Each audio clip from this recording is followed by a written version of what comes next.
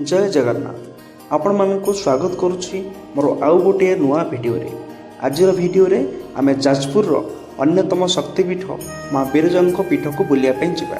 एहाकु मध्य नाभि गया क्षेत्र बोली कहा जाए। माँ बिरजा पीठर अनेक रहस्यमय कहानी एई भिडियो माध्यम रे आपण माने जानिया को पाइबे। आपण मानको अनुरोध भिडियो को शेष पर्यंत देखंतु। वर्तमान समय 5टा मु आ आकाश बिरजा क्षेत्र में पहुँची सारू। चलतु मंदिर परिक्रमा करी मंदिर को जीवा।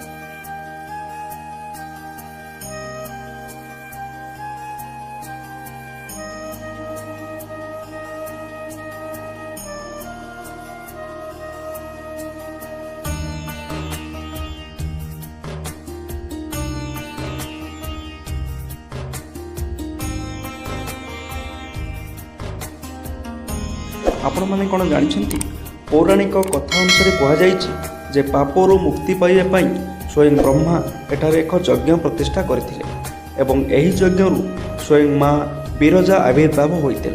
परवर्ती समय रे भगवान ब्रह्मा माँ बिरजा को एठारे प्रतिष्ठा करथिले। सही दिन ठारू जाजपुर अधिष्ठात्री देवी माँ बिरजा पूजा पाई आसुछंती। ब्रह्मा द्वारा स्थापित पुराणा मंदिर भांगी जिबा परे वर्तमान मंदिर सोमवंशीर राजा जजाति केशरी द्वारा निर्मित।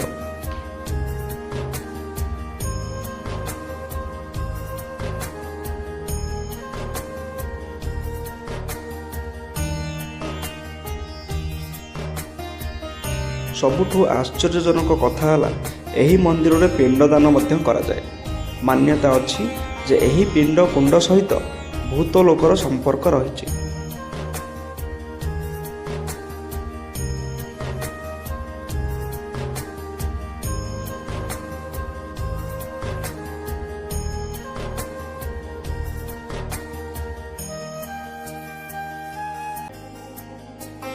बिरजा क्षेत्र को नाभि गया क्षेत्र बोली कहीं कह जाए चलतु जानिबा।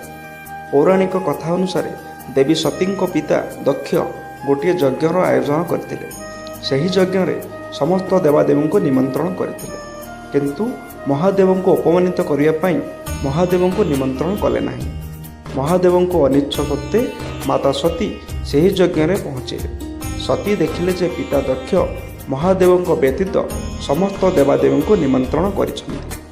निज स्वामी महादेव अवमान को सह्य कर न पारि सही यज्ञ रे झास दे प्राणत्याग करथिले।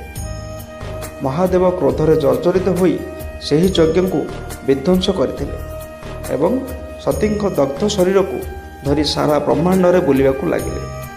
भगवान विष्णु महादेव दुख देखि न पारि निजर सुदर्शन चक्र रे सतींक शरीर को 51 खंडरे विभक्त करथिले। सही 51 खंड एही अखंड भारतर भूपतित हैला एवं सबु स्थान रे शक्तिपीठ होई आविर्भाव हैला।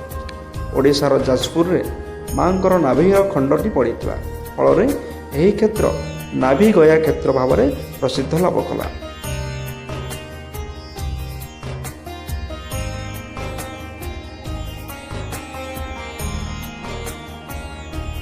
आपण माने एही स्थान रे महादेव 54टी शिवलिंग को देखा पाइबे।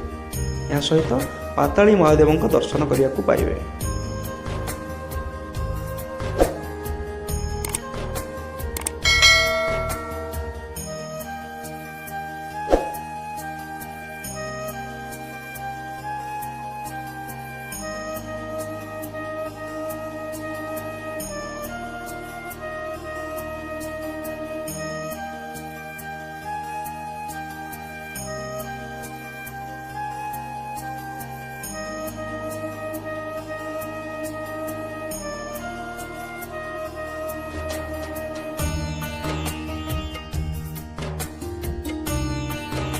माँ बिरजा पश्चिम द्वारटी अत्यंत रहस्यमय, कारण पश्चिम द्वारटी आद्य कालरू केबे खोला जाई नहीं। अच्युतानंद रचित भविष्य मालिकार उल्लेख रही जे कलिजुगर शेष में जितेबाला काल भैरव डाक देवे तेबे जाई पश्चिम द्वारटी आपे आपे खोलीजिव।